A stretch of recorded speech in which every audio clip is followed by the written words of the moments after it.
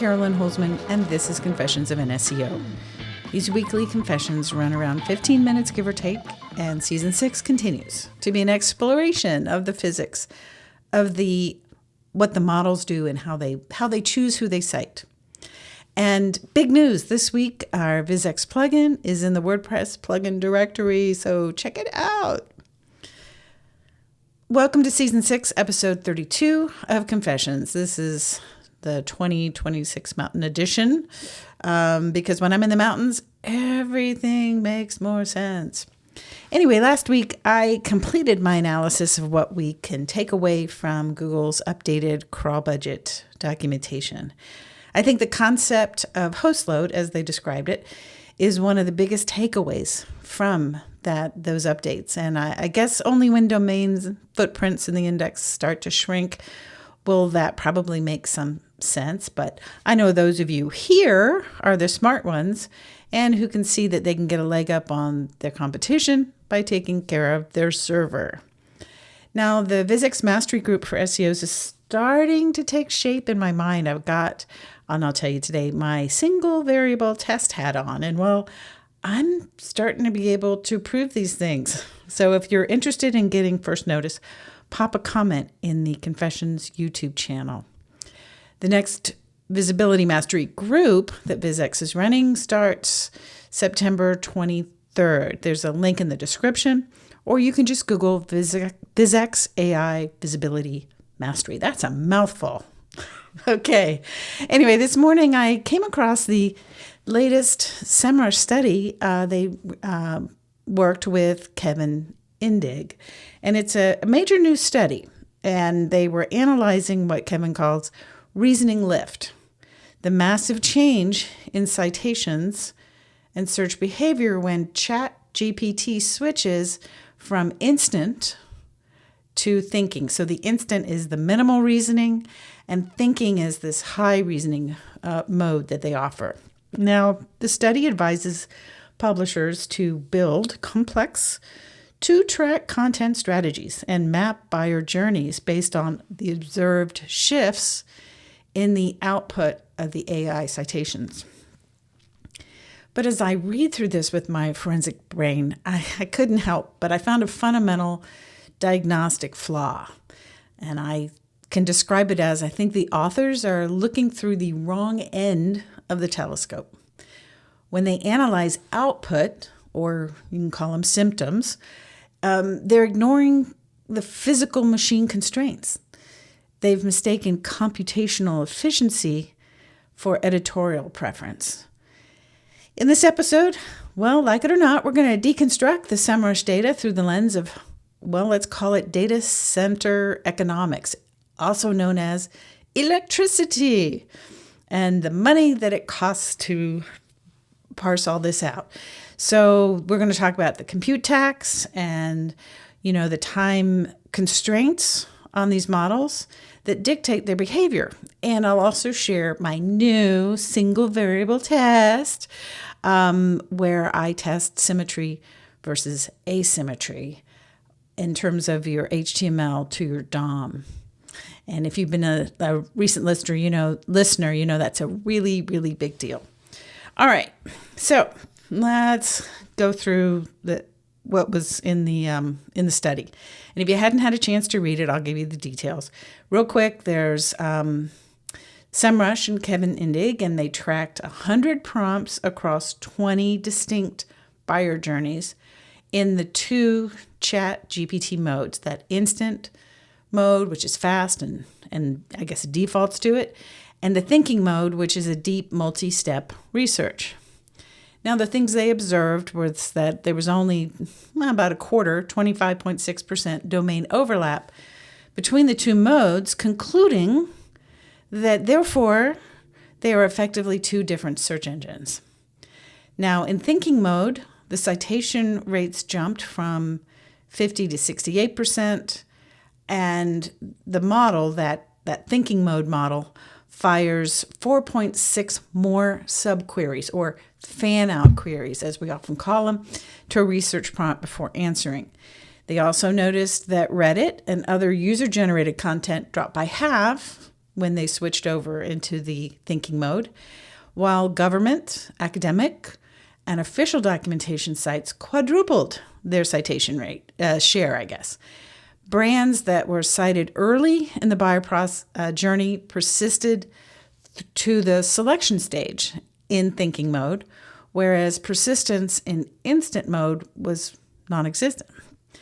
And that's what led them to conclude that these two things are different because they behave differently. Now, here's a problem I have. They interpret these shifts as editorial preferences. They advise publishers to write problem stage content and create a two-track strategy and target buyer journeys to satisfy the AI's new reasoning appetite. And based on what we can see through the window into the LLMs, a model doesn't have an editorial appetite. It does not understand marketing funnels or buyer stages. Maybe intellectually you can ask it and it'll give you answers on that. But in terms of its actual working, it is a mathematical probability engine governed by strict computational boundaries.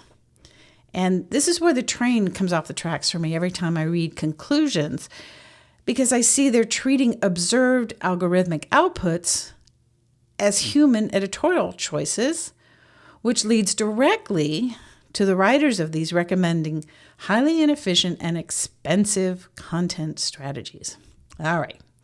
So I kind of see that the real culprit goes unaddressed, what is causing a lot of these differences.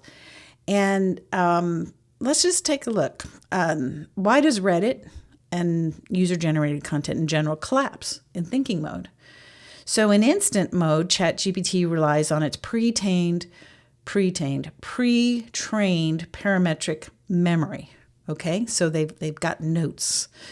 And this allows it to fetch really heavy, scripty, slow rendering, user-generated content sites like Reddit or Quora because it has time to spare. It's not spending money while it does this. And in thinking mode, the model must run out, 24 parallel subqueries to compile a complex comparison. And that fan-out behavior, that's the one that is governed by this strict real-time retrieval window. Conversational AI retrieval agents like Perplexity or ChatGPT in thinking mode, they are bound by a very tight 1.5 second real-time budget per page because they don't want people using that model to time out. And because Reddit and Quora require heavy client-side JavaScript rendering, their extraction time is extremely short. The model's extraction time is extremely short. So they can't possibly afford the same resources, the CPU cycles or this time to render within that 1.5 second window. So that's why the user generation has to drop out of that thinking mode because it's just too expensive. It violates the model's, rapid time budget. So why did the government and the official documents increase? In fact, they said quadrupled. Well, let's think about them. Government, academic, and official product documentation pages, they're historically ugly, right? Primitive looking, if you will. And that's because they're static, text heavy, and they really load zero external trackers or ad pixels, right? So they're easy in, easy out. And a result of that, because of what they are, they can kind of deliver a lightweight payload in that raw source code. And because they're virtually free to ingest in this, the retrieval model defaults to them during this heavy fan-out process because they've got to keep the data center costs low. So for money and time constraints, the rise of like the .gov and the official documentation in that thinking mode, that's driven by structural and computational efficiency, not editorial favoritism. And then they talk about full funnel presence. They noted that brands cited in early questions persist all the way to the end of the conversation in thinking mode. And they attribute this to the value of top of funnel content. I can see why they would, but let's kind of pull back a little bit, because in reality, there's some physics in this, because ChatGPT doesn't recognize a marketing funnel. It has a content window, right? So if you pass the symmetry gate, so your HTML and your rendered DOM match, and you get cited in the very first prompt of a session, your brand's mathematical vectors are they've got the active attention of the model. So what happens is, I guess in engineering terms, you've effectively anchored that conversation. So when the user asks 5 questions down the line about selection or validation questions, the AI continues to cite you not because they progress through a buyer journey, but because your vectors are already dominating their prediction math. They open up a window, you ask a question, and then as you keep questioning them, that window is still open. So that's why they continue to cite the brand. And again, ChatGPT doesn't recognize a marketing funnel. And so this observed journey persistence through the queries is really caused by what they call vector anchoring. And it's in that model's active content window. It's not a transition through some sort of editorial buyer funnel. So, with enough, I guess, pressure, I leaned on my single variable testing background, and I decided it was really time to separate the fact from friction. Okay, so here's the weakness of studies like this. Because when you run 100 prompts across hundreds of different live domains, it's not a scientific test. It's kind of noise matching noise. Every live domain introduces massive uncontrolled variables. Not every site is built the same. So server response times are different. Load balancers are different. Third-party script injections, not everybody uses the same. So you cannot isolate why a model made a choice when you are testing dozens of active variables simultaneously. And so these observational audits, maybe you can identify trends, but they're not really designed to empirically prove underlying causal mechanics. So I went to work to create a clinical single variable test setup, specifically to test the concept of the symmetry gate. Because I've said that if it's in symmetry, it's going to cost them less. And if it's asymmetrical, it's going to be very expensive. So how can I prove that the one-to-one match of HTML to rendered DOM is a smoother ride? So I looked at what I was doing and I thought, well, I think I could even completely eliminate the internet. So I could do this locally, and it was like a pure clinical laboratory test in a controlled environment. I mean, we didn't really have that even when we were HTML testing in 2015. So anyway, I pulled these open source libraries that do parsing, rendering, and vectorizing.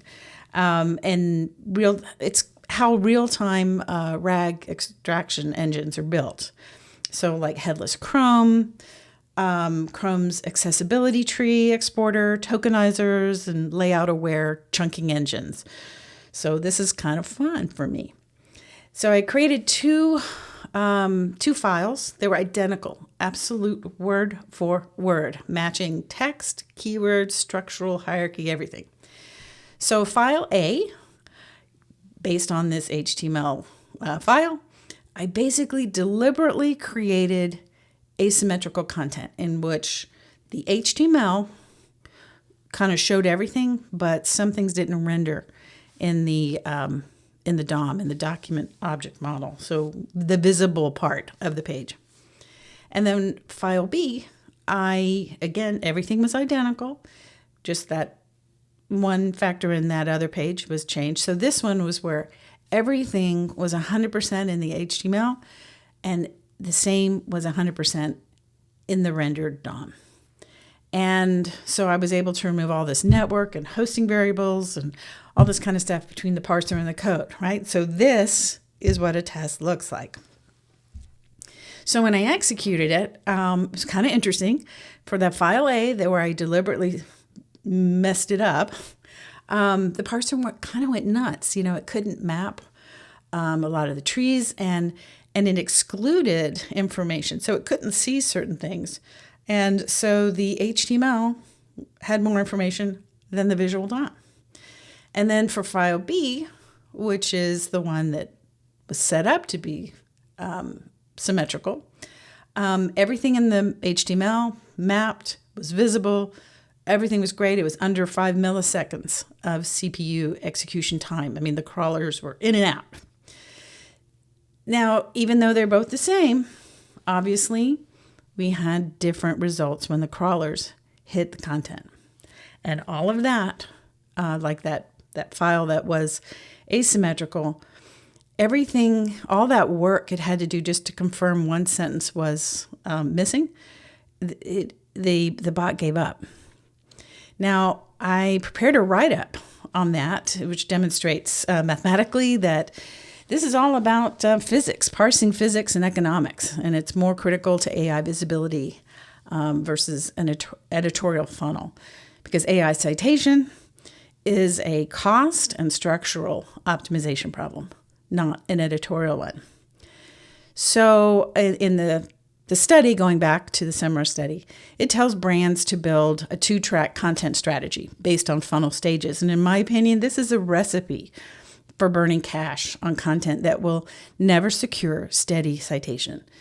And the testing tells us, stop chasing funnels and work on architecture first, instead of wasting hundreds of hours and thousands of dollars writing different content tracks for these different funnel stages. It makes sense to focus 100% of the energy on passing the symmetry gate. Now, I know about this because Visix Pro handles all of this. So the content team that you're working with, they can focus on highlighting brand expertise. They don't also have to be technical SEOs, because if you're looking right now for the highest ROI activity, it's doing what will secure long-term AI visibility. And you do that by making your content essentially computational free for the AI during that agentic RAG fan-out query process. So if you want to read the test write-up, it's on Visx, and you can find it at visx.ai/labs/.